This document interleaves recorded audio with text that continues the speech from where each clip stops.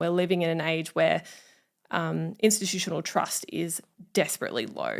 And so to see organisations like B Lab advocating for certifications such as B Corp to bring organisations and companies to an account is really beneficial for us as an economy. It's beneficial for our upcoming generations, and it's beneficial for our planet.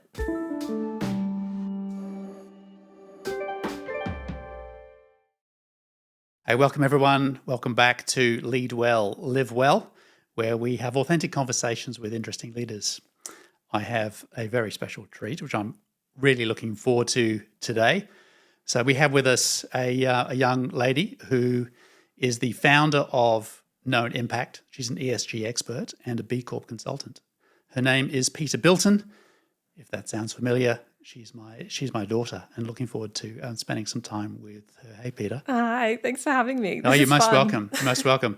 Now, I've been instructed not to call you sweetie, dear, honey, any of those things. Absolutely not. Keep it professional. Yeah, we're all professional around here. Okay. Yep. So why don't we start at the top? ESG, what is it and why is it important? Yes, you may have heard this term ESG floating around, particularly of late. ESG is essentially, some people would be upset for me to say this, but used to be what we call corporate social responsibility, and we've now moved to calling it environmental, social and governance practices. Whereas corporate social responsibility used to be very much kind of outsourcing our impact or appearing to be doing things that were beneficial for the community or the environment, ESG is a framework or a set of frameworks that are calling us to account internally and calling us to account in the way that we treat our supply chain, the environment, and the way that we operate internally. So ESG stands for environmental, social and governance practices.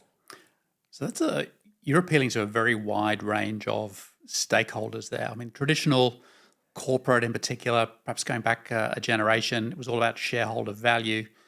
So you're saying there is a need to look at the impact on a broader range of stakeholders. Is that what you're saying? That's right. We've moved away from the model where the shareholder is the key stakeholder, and we're moving to a space where we need to be considering the environment as a stakeholder. We need to be considering our consumers as a stakeholder, and they have a very large voice at the moment, as well as supply chain and all those kinds of spaces as well, our own employees. So if I'm the cynical business owner going, actually, it's all about making me money. Yes. Why should I be interested in this? Why should ESG be on my agenda? We are living in a world at the moment that has a large amount of information available to it. You and I have access to far more information than anyone else has had before us. And what that has meant is that all stakeholders, consumers or otherwise, are able to see what the impacts of their decision-making is. They're able to see what the impact of their buying or purchasing decisions are. They're able to understand a lot more about where their dollar is going. They're able to understand a lot more about, and I'm kind of rabbiting on here. No, I get where you're coming from. So is there you're talking about a sort of sense of purpose and environmental impact. And I agree with you. I think if there is more transparency, then people are more aware of the impact of their consumer spending. Yeah, that's right. And so they have some more choice. I remember going back probably more longer than I would care to remember, but when Nike first released all their suppliers, this is our database, this is our suppliers. Yep. Everyone else thought they were crazy. I was in the industry at the time, and everyone thought, "Wow, that level of transparency, that's got to hurt." Yep. And yet, it certainly didn't. So, tell me about the pin-up companies for this kind of thing. Patagonia, I believe, are kind of the leader of the pack. Yes. What's their story? What are they doing? Yeah, Patagonia actually last year made Earth and the planet their number one stakeholder. So we're looking at this concept of contributing to systemic change. We're moving away from kind of an individualistic idea of what it looks like for organizations to make change. And we're now moving towards this growing concept of actually when we all work together, we can actually create real change. Yeah. And Patagonia is one of them. And Patagonia is actually a B corporation as well. And they're probably one of the flagship B Corps. And B Corps are organizations or entities that have achieved a extremely high standard of environmental and social impact. You'll often find that if you think or know of an organization or a company that is has really high integrity, they're often a B Corp, and they're often being held to these really high standards. B Corp. It started in the US, very big over there. I mean, everybody kind of knows what it is. When I've introduced it to people locally, there's very little understanding, and the adoption rate is quite low here. Do you think there's a reason for that? Is that we just slow out of the blocks? Is it something we don't see the need for? Is it something that's gaining momentum? I think it's absolutely gaining momentum. And I think in a few years' time, if you're not already on the B Corp train, you will have wanted to be 2 years ago. Okay. Australia in general is pretty behind Europe and the US in its general consideration of ESG, of how they're operating and how they're contributing to the world. Part of that is like geographical challenge, but we're looking at B Corps making waves here. And I feel so encouraged to see the B Corp logo appearing on more and more windows and shop fronts and online. A lot more people are starting to understand that their consumer, that their stakeholders actually want to see them being held to account, and that transparency piece and that authenticity piece that organizations are learning is that's what people want from them. That's what they want to see from them. We're living in an age where institutional trust is desperately low. And so to see organizations like B Lab advocating for certifications such as B Corp to bring organizations and companies to an account is really beneficial for us as an economy. It's beneficial for our upcoming generations, and it's beneficial for our planet. Yeah. So B Corp brings a level of certification to say, hey, we're doing the right thing by the planet. Yeah. And I've always seen ESG as more of an external view. And I know when we've talked about it before, you've said that there's a much more internal focus now. So putting the environment aside, because I think people get that, right? They say, okay, we're doing the right thing. We're energy efficient and we're reducing waste and we're trying to do the right thing, which are good things to do. What are some of the internal things that B Corp or ESG is now measuring and monitoring, and how do people become accredited? There's certain standards that have to be reached? Yeah, so there's lots of things that people are starting to look at internally, from justice, equity, diversity and inclusion, all the way through to making sure that we have screening our suppliers for things like modern slavery, and making sure that people are receiving a living wage. So as when we talk about the S of ESG, which is very much up and coming very quickly behind the focus that's on the E at the moment, the environment. And when we talk about looking after our communities and looking after our people, those are some of the key areas. We're starting to see pressure come from government entities as well as corporate entities on supply chains. So we're seeing this filtration down from large corporation to small suppliers to up their ESG game and to be doing better for their people. Because there's legislation now, isn't there? Very shortly, yeah. Well, let's talk about the legislation. So we've got the Modern Slavery Act. So if you've got over 100 people, I think it is, then you need to audit your supply chain and make sure that there's no slavery involved in any of your production, manufacturing, or supply chain, which it's getting easier, but it's still pretty hard to do. Energy efficiency, there's things coming down. I know for that, the building industry, for instance, which I'm involved with, Green Homes, chair their board, and we've been building 7-8 star homes all day, and the rest of the industry is still catching up. And I think with ESG, I get the sense that there's a bit of the same thing going on. The big corporates are recognizing the need to change, mainly from a legislation perspective, compliance, governance, risk, as opposed to doing the right thing or having a conscience. But it doesn't seem to have filtered down much further than that. Are you seeing the same thing as the big corporates that are adopting, or are you seeing smaller organizations picking it up as well? I think that there's a very big distinction between those that want to tick the box and those where it's a part of their DNA to look to make change, to be a purposeful organization. So first off, to make that distinction, I think when we talk about SMEs versus large corporations trying to adopt ESG practices or for-purpose practices, they have different challenges. So if you are a large entity, chances are you have a ginormous supply chain. So that's naturally going to have more challenges than if you're an SME, but you are likely to be able to have the resources to be able to start measuring your impact a lot more readily than you are if you're an SME. So when it comes to things like, as you mentioned before, the ISSB standards, which the International Sustainability Standards Board, are putting in this new IFRS climate-related disclosure, which is starting off this upcoming reporting year, so starting July. As that comes into effect over the next 4 or 5 years, that's going to be increasingly challenging if you are not already starting the ball rolling, particularly if you're a large entity, which is where they're starting. So if you're 500 mil plus, July is very rapidly coming your way to see then those smaller entities down to kind of the 50 mil mark. It's interesting, isn't it, the dynamics of the marketplace at the moment. So you've got legislation saying you've got to go this way. You've got consumers who are much more purpose-driven, more environmentally aware, socially aware. And yet some industries in particular, but a lot of industries or companies are just stuck in the middle and not really responding.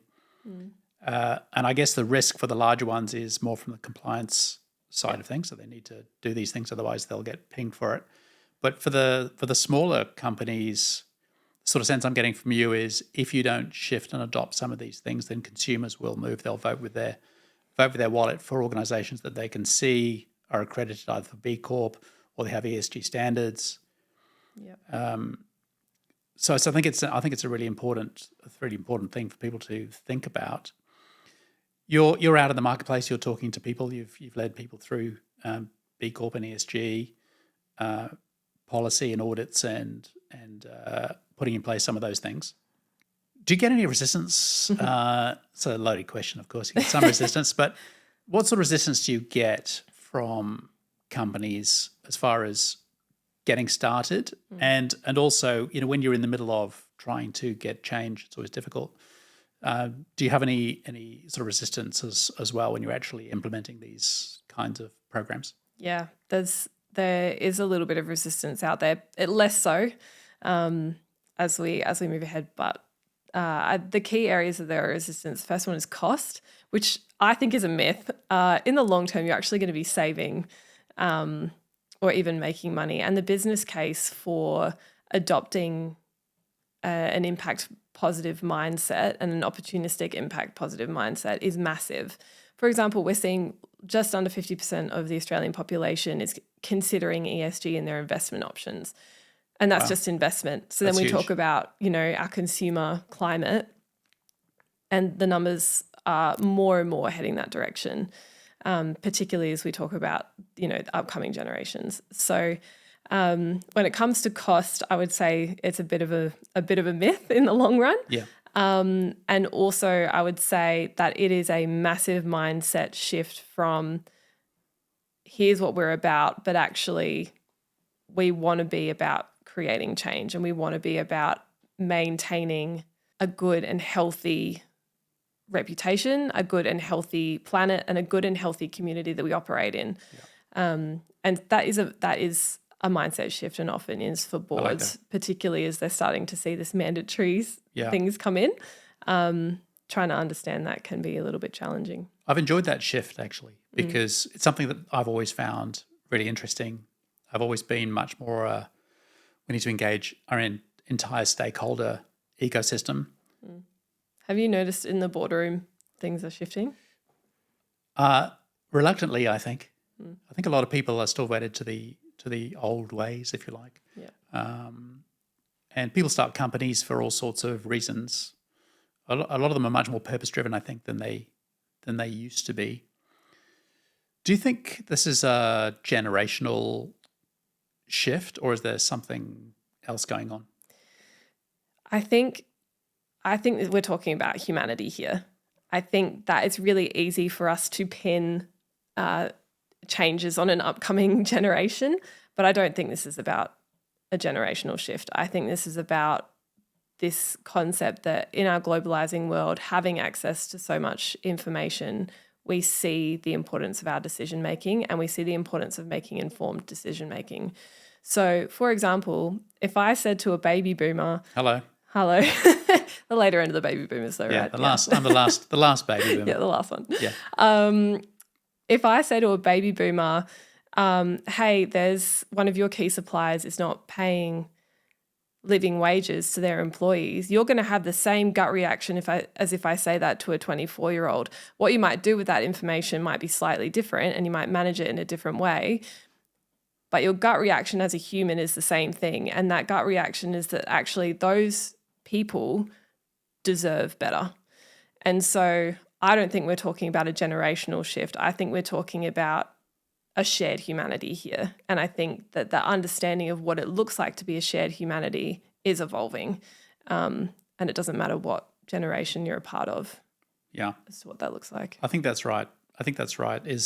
As baby boomers, we used to work in a work environment. We used to just take the pain. Yeah. And didn't put our hand up too much. Command and control was very much the model. So the other thing I think, other than transparency, is the fact that the marketplace is moving so fast. You need a dynamic, innovative, connected organization to be able to do that. So you need high levels of transparency. I love the fact you mentioned trust before. I think it's one of the most underrated currencies in organizations. Building trust with a broader range of stakeholders, whether it's suppliers or your team, super important to get right. Yeah, for sure. Okay, so you're getting some resistance.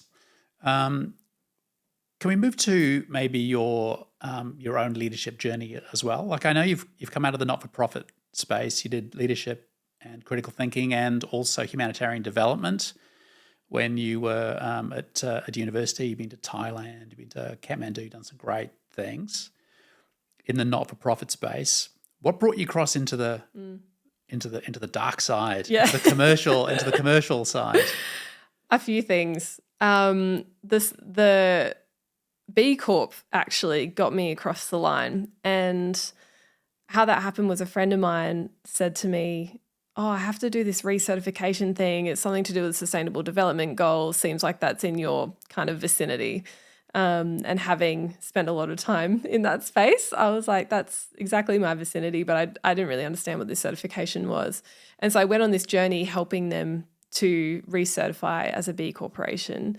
And the distinctive was for me was she said, I really don't enjoy doing this stuff. And I just realized, I was like, I love doing this stuff. That's great. And getting into the nitty-gritty of looking after the reputation, the integrity of the business, all the way through to ensuring that the people on the other side of the decisions that this business was making were being looked after, and on all the other stakeholders. So that was really exciting. It was quite a journey. And part of the certification process and part of the ethos that B Lab has is to do no harm, which is actually a humanitarian imperative. So we're starting to see this massive blend of the kind of corporates operating almost as a not-for-profit, in that some, particularly if they're for purpose, have constitutions, which is in theory and predominantly a not-for-profit space. Yeah.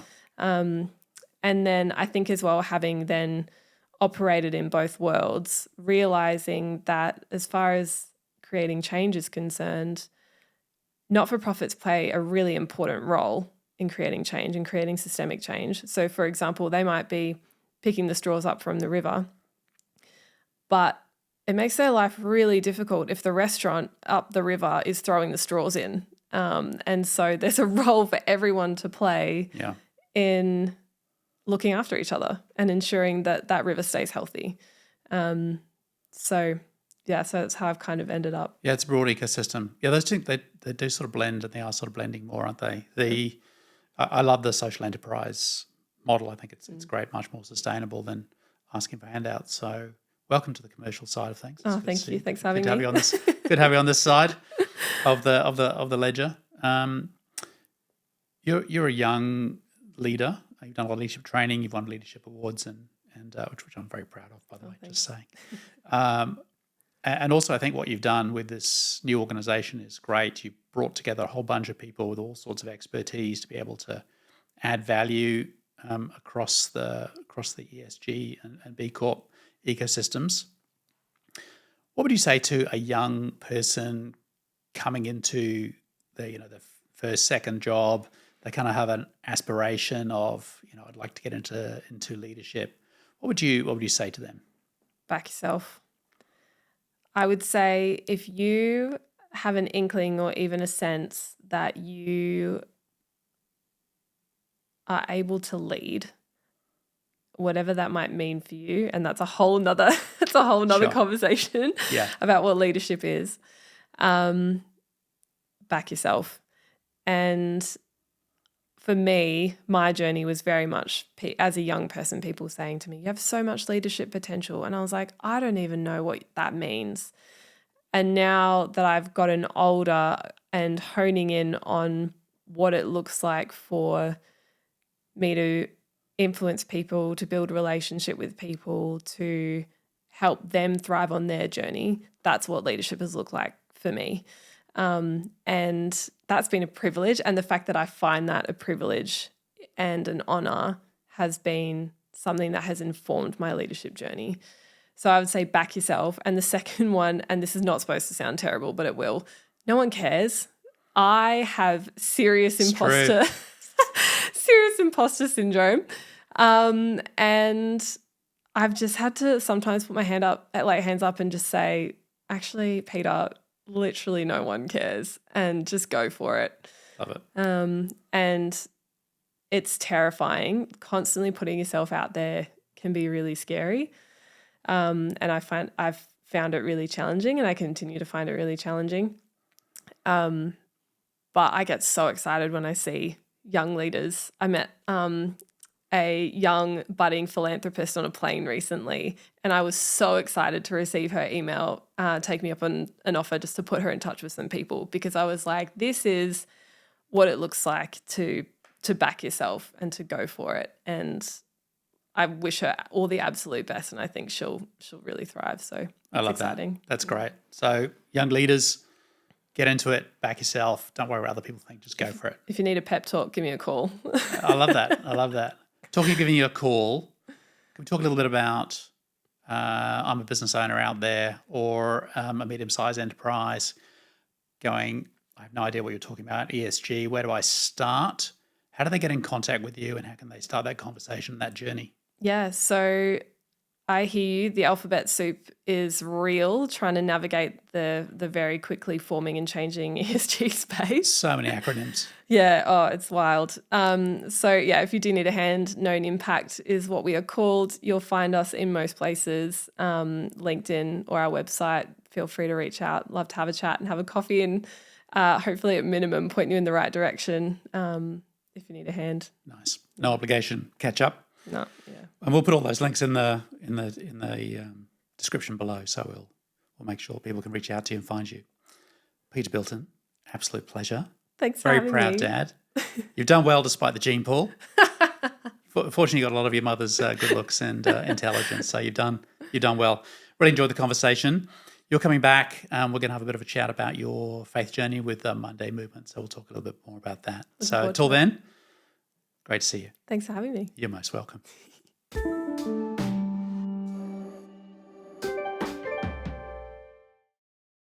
Thanks for joining us on another episode from the Lead Well, Live Well podcast. Thanks for your company. Please like and subscribe. It really helps support the channel if you do that.